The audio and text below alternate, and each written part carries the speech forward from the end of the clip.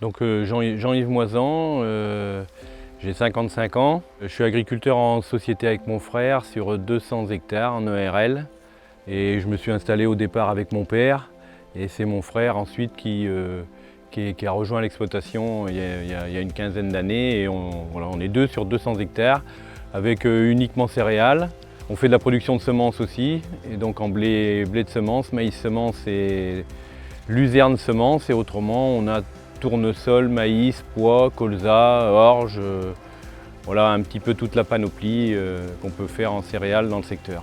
Et quand je me suis installé avec mon père, on n'avait pas possibilité d'agrandir, donc on a pris l'option irrigation et moi je me suis installé au départ en faisant un forage, en demandant une autorisation de prélèvement. Et on avait 25-30 hectares de maïs et c'est comme ça que je me suis installé parce que le maïs apportait une plus-value. Et puis petit à petit, on a quand même recherché des cultures à un peu plus haute valeur ajoutée. C'est pour ça qu'on est arrivé dans la semence, on a eu des opportunités pour faire de la semence, que ce soit maïs semence.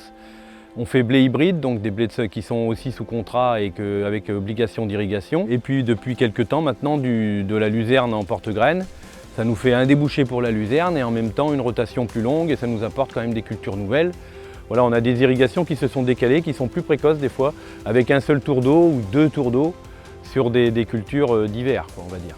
Le projet réserve, ça fait longtemps qu'on réfléchit sur ces dossiers-là, parce qu'on est dans un secteur où il y a eu un projet qui a été initié dans la fin des années 70, c'est pour vous dire, qui était un projet collectif. Donc l'objectif c'était de sécuriser les volumes, de prélever de l'eau l'hiver quand on en avait bien plus qu'on en a besoin, pour éviter d'être un peu des fois dépendant des arrêtés, et puis aussi peut-être d'être un peu plus impactant sur les milieux l'été, parce qu'effectivement que l'été quand il y a moins de débit, le peu qu'on enlève des fois peut être préjudiciable pour le cours d'eau, quoique. Mais voilà, mais on était sur des périodes où il y avait des prélèvements beaucoup plus importants que ceux qu'il y a aujourd'hui, mais il n'empêche que la réserve permet de sécuriser. Et puis on serait beaucoup plus efficace d'abord dans nos irrigations, parce que si on connaissait nos volumes réels avant d'irriguer, ça serait beaucoup plus simple, beaucoup plus facile. Aujourd'hui on a tous les moyens nécessaires pour faire de l'irrigation à l'optimum, mais on est trop dépendant finalement des arrêtés, des fois qui fait que la qualité de nos irrigations ne sont peut-être pas au mieux. L'avenir, je ne vois pas comment on peut l'envisager autrement qu'avec du stockage. On voit l'évolution climatique, tout le monde nous parle du réchauffement climatique, comment l'anticiper, comment le prévoir, enfin, comment peut-être être un peu plus efficace par rapport à ce réchauffement. On a du mal à comprendre que d'un autre côté, on nous dise qu'il ne faut pas stocker de l'eau, alors que finalement, on demande à n'importe qui d'avoir une citerne chez lui, de garder l'eau de pluie pour pouvoir irriguer son jardin. Bon. Parce qu'on est sur un bassin, moi le bassin de la Boutonne, je le connais assez bien, puisque j'ai été président des irrigants pendant une dizaine d'années. Et la pluviométrie moyenne, c'est à peu près 1 milliard de mètres cubes qui tombent sur la Boutonne chaque année, sur le secteur de la Boutonne. Le débit qui est vraiment emmené à la mer, il est entre 550 et 600 millions de mètres cubes, selon les années. Et on a un projet de 5 millions. Et on considère que le problème, c'est les 5 millions. Je pense qu'il faut qu'on se réveille parce qu'on va dans le mur comme on est parti. Le stockage de l'eau, c'est absolument vital. Ralentir les écoulements, faire tout ce qu'on peut pour que l'eau rejoigne la mer le moins vite possible. C'est vraiment ce qu'il faut faire pour demain et aujourd'hui, malheureusement, on fait encore un peu le contraire.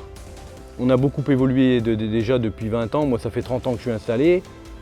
Je veux dire, les conditions de culture aujourd'hui n'ont plus rien à voir.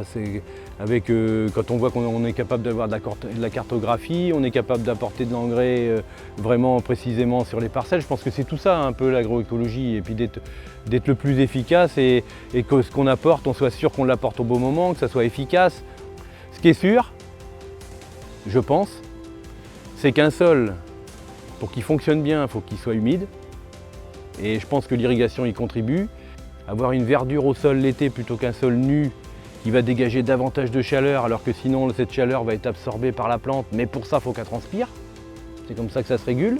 Une parcelle irriguée, elle est capable de tempérer un milieu, elle provoque de l'évapotranspiration d'une plante, ça rentre dans le cycle de l'eau, elle conserve une température beaucoup plus faible à l'endroit où elle se situe et tout. C'est quelque chose d'extraordinaire, comme j'ai dit au début. 1 milliard de mètres cubes, il tombe sur notre bassin. On veut stocker 5,3 millions. Non mais ça me fait rire parce que c'est hallucinant, je trouve. Et on nous prend comme cible et on nous dit vous êtes le problème. Non mais réfléchissons réfléchissons. Et arrêtons d'écouter ces absurdités parce que bon voilà, Mais finalement, à force de les répéter, les gens se disent « Oh là là, je vais manquer d'eau ». Gestion de la rareté de l'eau, ça fait peur, rareté. Mais on n'est pas prêt, j'espère, peut-être que ça arrivera, hein. S'il pleut plus, ça c'est sûr qu'un préfet m'avait dit, vous vous rendez compte, s'il pleut plus, ah bah ça c'est sûr, s'il pleut plus, on va avoir des gros problèmes, oui, ça c'est un fait. Mais on n'en est pas là. Il pleut moins souvent, mais il pleut autant. Ça doit nous faire réfléchir.